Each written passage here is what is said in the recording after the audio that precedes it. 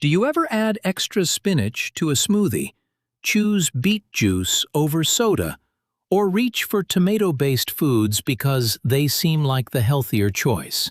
Those decisions can make sense, but healthy is not the final answer when kidney nutrition becomes personal. A vegetable can offer valuable nutrients and still deserve a closer look if you have been advised to manage potassium, sodium, or oxalate. That does not make the food dangerous, and it does not mean everyone with kidney concerns should avoid it. The better question is not simply, is this vegetable healthy, but does this form, this amount, and this routine fit my body? A handful of spinach in a salad looks like a handful, but several handfuls pressed into a blender can disappear into one glass, making a large portion feel small. The same principle can show up with fresh tomatoes versus concentrated sauce, or beet slices versus beet juice or powder. The food name may stay the same while your actual intake changes in your daily routine. Kidney nutrition is not identical for everyone. Kidney function, blood test results, medications, stone history, and the rest of the day's diet can all change what deserves attention. So, the goal is not to fear vegetables. It is to look beyond the word healthy. If the food name alone cannot tell you whether a choice fits your needs, what is the first hidden variable we should examine? That first hidden variable is form. A tomato does not stop being a tomato when it becomes sauce, paste, or soup. But the way you consume it can change dramatically. Think about what happens at dinner. A few fresh tomato slices have a visible portion and a natural stopping point. Tomato paste, marinara, or canned soup can concentrate more tomato into a smaller volume, so a serving may represent more of the food than it appears to. Some canned or jarred products can also add another consideration: sodium, which can vary by brand and serving size. The same pattern appears elsewhere. A few beet slices on a plate are easy to see, while beet juice or powder can deliver a more concentrated form without the chewing and visual cues of the whole vegetable. And spinach may look modest in a salad, yet several handfuls can collapse into one green smoothie. None of this means these foods are automatically harmful or that everyone with kidney disease needs to avoid them. It means form can change exposure, and exposure is what makes the next question important. If you have been advised to monitor potassium, sodium, or oxalate, the label healthy still does not tell you enough. You need to know what version you are eating and how concentrated it is. But concentration alone is not the real problem. The next variable determines how much that concentration actually matters: the amount you consume. That next variable is amount, and this is where portion blindness can change a healthy habit. When food is roasted, pureed, juiced, or blended, the portion you see may no longer resemble the amount you started with. Spinach makes this easy to understand. A large pile of leaves can collapse into one glass of smoothie that takes only a few minutes to drink. Blending changes the texture and volume, but it doesn't automatically remove the potassium or oxalate in spinach. The same visual trick can happen with root vegetables. Parsnips shrink as they roast, and one full tray becomes a smaller serving on the plate. Because the food carries a healthy image, it can be easy to eat more without noticing how the portion has changed. This does not mean a large smoothie or roasted side dish is automatically unsafe. What matters is whether that amount is relevant to your kidney function, labs, stone history, and dietary plan. The practical lesson: before deciding whether a food fits, look at the amount you consume, not just how much space it takes up. Measuring food before it changes form can make that hidden portion clearer. But portion size is not the whole story. A larger serving eaten occasionally is different from the same exposure repeated daily or combined with other foods throughout the day. That brings us to the next hidden variable: frequency and the total pattern of what you eat. That brings us to frequency and the bigger picture: what you eat across the entire day. It is easy to judge foods one at a time. A banana at breakfast may seem like one choice, roasted root vegetables at lunch another, and tomato sauce at dinner a third. Each can look reasonable when viewed alone, but for someone who has been advised to manage potassium, the more useful question is how those choices add up across meals. Your body does not organize nutrients by breakfast, lunch, or dinner. It responds to the total pattern you consume. That is why one serving should not automatically be labeled a problem, and one healthy food should not be judged in isolation. Frequency matters too.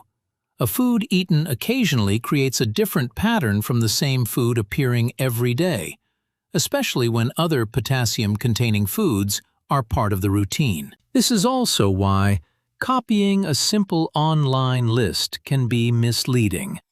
Two people may eat the same vegetable but have different diets, portions, laboratory results, and kidney needs.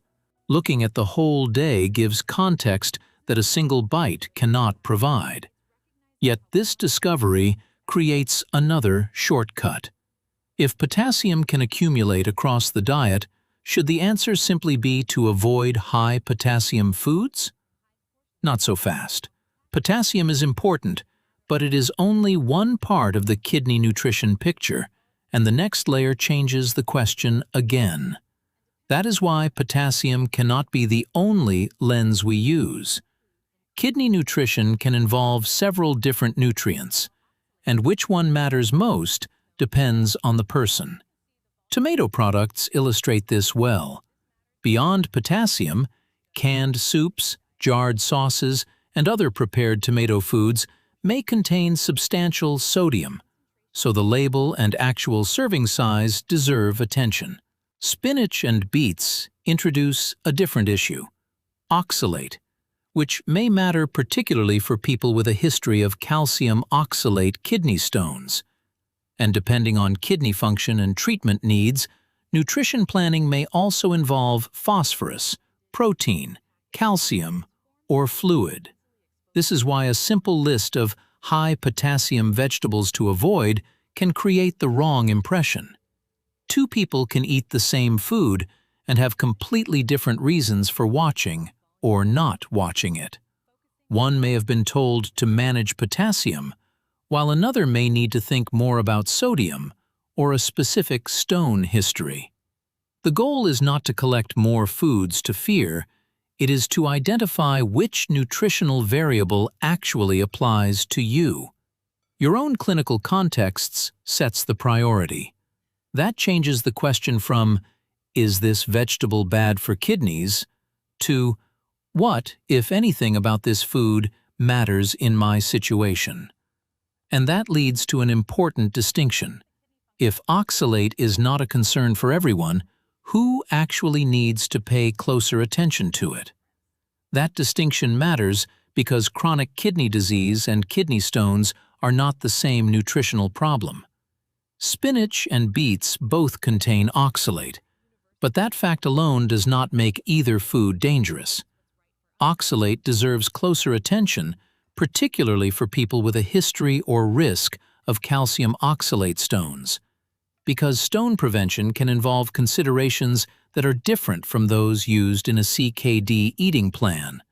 Someone managing CKD may be focused on potassium, sodium, phosphorus, protein, or fluid, depending on kidney function and treatment needs. Someone with a calcium oxalate stone history may have a different set of priorities. Even when those conditions overlap, the dietary approach still has to reflect the individual rather than a generic kidney diet. So, saying that spinach or beets cause kidney stones would go far beyond what the evidence supports. The more accurate lesson is that the same food can raise different questions in different people. This is where the idea of one universal kidney food blacklist begins to fall apart. A diagnosis can tell us what deserves attention, but it still cannot tell us everything about what a person should eat. To make that decision more useful, we need another layer of information, one that can change even between two people with the same diagnosis. That next layer is often found in their own laboratory results and medications. Often, two people with the same kidney diagnosis may not need the same food rules. Some people with earlier stage CKD may have potassium levels that remain within their target range, while others may be advised to limit potassium based on laboratory results, kidney function, medications, or treatment context. That is why it is too broad to say that weak kidneys cannot handle potassium. Kidney disease exists across different stages and circumstances, and the nutrition plan should reflect those differences. Tomatoes and spinach are good examples. Their potassium content may deserve attention for one person, while another person with kidney disease may be able to include them. Medications can add another layer because some can affect potassium balance, which is one reason food decisions should not be separated from the clinical picture. This is the biggest perspective shift in our investigation. Kidney patient is not one nutritional category with one universal menu. A diagnosis gives context, but laboratory results, treatment needs, medications, portions, and the total diet help determine what actually matters. Once you see that, a simple list of 4 vegetables everyone should avoid begins to fall apart. And that leaves us with a better question. Instead of asking which foods are bad for kidneys, what should we ask before deciding whether a specific food belongs on your plate? So instead of asking, "Are tomatoes bad?" or "Is spinach dangerous?" we need a question that can actually guide a decision. Start with the form. Is the food fresh, cooked, canned, blended, juiced, or concentrated? Then look at the amount and how often you eat it. A few tomato slices occasionally are a different pattern from tomato sauce appearing in several meals each week. Next comes your own context. Have you been advised to manage potassium? Do you have a history of calcium oxalate stones? Are you taking medications that can affect potassium balance? And what else are you eating across the day? These questions explain why online advice can sound so contradictory. One article may call spinach nutritious, while another warns people with certain kidney or stone concerns to watch their intake. Both statements can miss the point if they leave out the person, portion, and purpose of the advice. A useful kidney food decision is rarely a simple yes or no. It is a match between the food, the way it is consumed, and the individual eating it. That framework turns fear into something more practical, a way to decide what deserves attention and what may not need restriction at all. The pattern becomes clearer when we compare them directly, but a framework only matters if it works in real life. So, now, let's put these questions to the test with the 4 vegetables we have been examining. Now, these 4 foods look very different. Spinach is not a villain. It shows how a large portion can disappear into a smoothie, while potassium or oxalate may matter for certain people. Tomato products reveal another issue: concentration. Fresh slices, paste, sauce, and soup can represent different amounts of tomato, and some packaged versions may also bring more sodium depending on the product and serving. Beets show why form matters. A few slices of whole beet are not the same eating pattern as regularly drinking beet juice or using concentrated powder, while oxalate may deserve attention for people with a calcium oxalate stone history. Parsnips and other root vegetables reveal the final piece. Portions can become less obvious after roasting, and potassium intake is better understood in the context of the whole day. So these are not 4 bad vegetables. They are 4 examples of the same mistake: judging a food by its healthy reputation without asking how much is eaten, in what form, how often, and by whom. That is the climax of this investigation. The name was never enough. Exposure and personal context are what turn general nutrition advice into an individual decision. Once that becomes clear, there is no need to fear the produce aisle or throw healthy foods away. What we need instead is a practical way to decide what to keep, what to measure, and what may need adjusting. That is where practical action can begin without turning healthy food into something to fear. Instead of building a blacklist, start by identifying the foods that appear most often in your routine. Then notice their form. Are you eating the whole food, or is it concentrated in a sauce, juice, powder, or smoothie? Measure a realistic portion at least once, because what fits into a glass or bowl may represent more food than you think. For packaged foods, check the serving size and sodium information rather than relying on the product's healthy image. Most importantly, find out whether potassium or oxalate restriction actually applies to you. Kidney function, laboratory results, stone history, medications, and treatment needs can change the answer. So, major restrictions are best discussed with a clinician or renal dietitian who knows your situation. A lower potassium or lower sodium swap may be useful for some people, but it should be treated as an option, not a universally safer replacement. Remember the spinach smoothie from the beginning? The lesson was never that spinach is bad. It was that the amount, form, frequency, and person matter more than the label healthy. That is the true payoff. Kidney-friendly eating is not about fearing vegetables.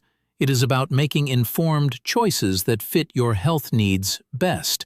So healthy eating becomes more personal, not more restrictive.